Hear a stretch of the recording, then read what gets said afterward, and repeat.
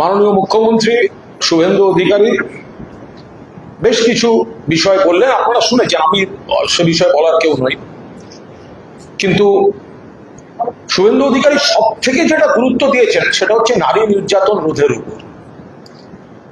মাননীয় মুখ্যমন্ত্রী শুভেন্দু অধিকারী অনেকগুলি সিদ্ধান্ত বা নীতিগত সিদ্ধান্ত বা দৃষ্টিভঙ্গি তিনি তার ভাষণে রেখেছেন। তার মধ্যে বিশেষভাবে গুরুত্ব দিয়েছেন নারী নির্যাতনের উপর, এবং তিনি বলেছেন বাংলায় যা যা নারী নির্যাতনের নির্দিষ্ট অভিযোগ আছে সেটা কেউ ছাড় পাবে না। এখন মুখ্যমন্ত্রী বলছেন নারী নির্যাতনের বিরুদ্ধে কঠোরতম পদক্ষেপ, জিরো টলারেন্স। রাজ্যপালের ভাষণে রয়েছে নারী নির্যাতনে জিরো টলারেন্স। আর মাননীয় স্পিকার সাহেব নারী নির্যাতনে অভিযুক্ত একজনকে তিনি বিরোধী দলনেতার পদে অনৈতিকভাবে বসিয়ে দিলেন। তো এটা তো সম্পূর্ণ রকম ভাবে পরস্পর বিরোধী হয়ে যাচ্ছে। ওনারা বলছেন তামান্নার ন্যায় বিচার চাই, অভয়ার ন্যায় বিচার চাই, একদম ঠিক, প্রত্যেকটা ঘটনার ন্যায় বিচার চাই। তাহলে বালুরঘাটের নম্রতারও তো ন্যায় বিচার চাই। ফলে আগের দিন রাজ্যপাল বলেছিলেন নারী নির্যাতন জিরো টলারেন্স, আজ মুখ্যমন্ত্রী বলেছেন নারী নির্যাতন জিরো টলারেন্স।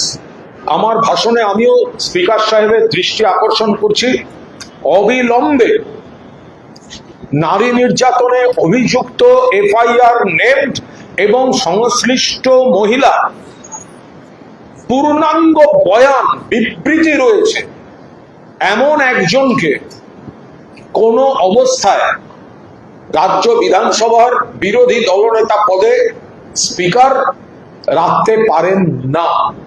এটা সংখ্যার বিষয় নয়, এটা নীতির বিষয়।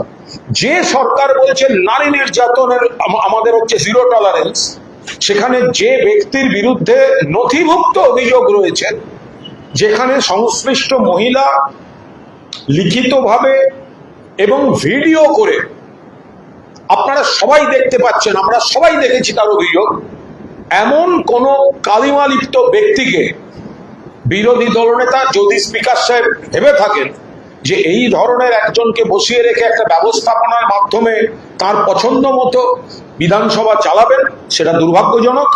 আমার ভাষণে আমিও সরাসরি তাকে বলেছি এটা কি করে হতে পারে এরকম নারী নির্যাতনের অভিযোগে অভিযুক্ত। আর দ্বিতীয়, আমি মাননীয় মুখ্যমন্ত্রী শুভেন্দু অধিকারীকে ধন্যবাদ দেবো একদম শেষে, তিনি যখন বক্তৃতা করছিলেন এবং সেইখানে তিনি কিছু কড়া ব্যবস্থার কথা বলছিলেন, কড়া ব্যবস্থা, সেটা দুর্নীতি প্রসঙ্গে হোক বা বিভিন্ন ক্ষেত্রে অনৈতিক আচরণ বা নারী নির্যাতন। এখন আমি তার বক্তব্যের মধ্যেই বলতে চাই এটা একটু রীতিবিরুদ্ধ, কিন্তু থ্যাঙ্কস টু শুভেন্দু অধিকারী, এবং স্পিকার প্রথমে বারণ করছিলেন কিন্তু শুভেন্দু অধিকারী বলেন না ওকে মাইক দিন, এবং আমার মাইকটিও চালু করা হয়। তো ফলে সেখানে আমি ওনাকে স্পষ্টভাবে দুটো জিনিস বলেছি, একটা হচ্ছে এই বিরোধী দলনেতা নারী নির্যাতনের বিষয়টা, দুই হচ্ছে যে উনি বলছেন এর বিরুদ্ধে ব্যবস্থা নেব, উনি বলছেন এই দুর্নীতির অভিযোগ, উনি বলছেন আমি কাউকে ছাড়বো না। আমরা পূর্ণ সমর্থন করছি। আমরা যারা তৃণমূল কংগ্রেসের হাউসে ছিলাম শোভনদেব চট্টোপাধ্যায়ের নেতৃত্বে, আমরা পুরো সমর্থন করছি মুখ্যমন্ত্রীকে। কিন্তু তার সঙ্গে আমি যেটা যোগ করেছি মুখ্যমন্ত্রীর কাছে, যে আপনি বলছেন কড়া ব্যবস্থা নেবেন, আমরা পূর্ণ সমর্থন করছি, কিন্তু এখন যারা তৃণমূল থেকে একটু ছাড়ছি, তৃণমূল ভাঙছি, একটা অমুক দলে চলে গেলাম, তাদের একজনও যেন বাঁচতে না পারে যদি কোনো অভিযোগ থাকে। এরকম অভিযোগ আসছে, অনেকে বাঁচার জন্য যাচ্ছে।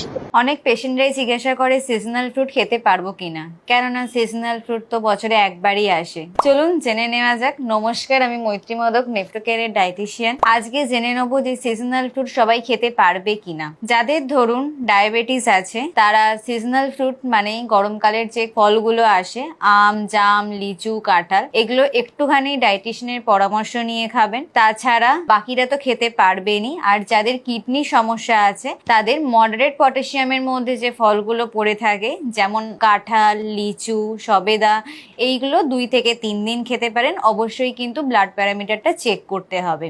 আর গরমকালের বিখ্যাত ফল আম, সেটা কাঁচা হোক বা পাকা সবারই খেতে ভালো লাগে। পাকা আম খেতে পারবেন, সেটা হিমসাগর জাতীয় যে আমটা আছে সেটা খাবেন, কিন্তু পরিমাণে কম।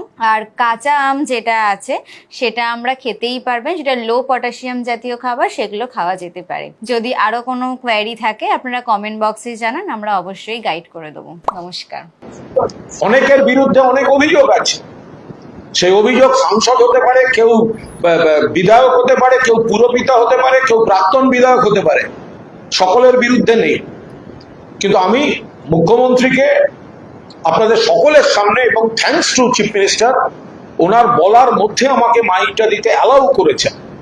ফলে এটা নিশ্চিতভাবে ওনার সঙ্গে আমাদের রাজনৈতিক অমিল থাকতে পারে, ওনার রাজনৈতিক বক্তব্যগুলির আর নীতির আমাদের অমিল থাকতে পারে, ভালো কাজটা ভালো কাজ, খারাপ কাজটা খারাপ কাজ, কিন্তু উনি সৌজন্যটা দেখিয়েছেন যে আমি ওনার বলার মধ্যে বলতে চেয়েছি। সেখানে কিন্তু আমার মাইক পাওয়ার কথা নয়, একটা কমেন্ট করতে পারি, বাট মাইক পাওয়ার কথা নয়।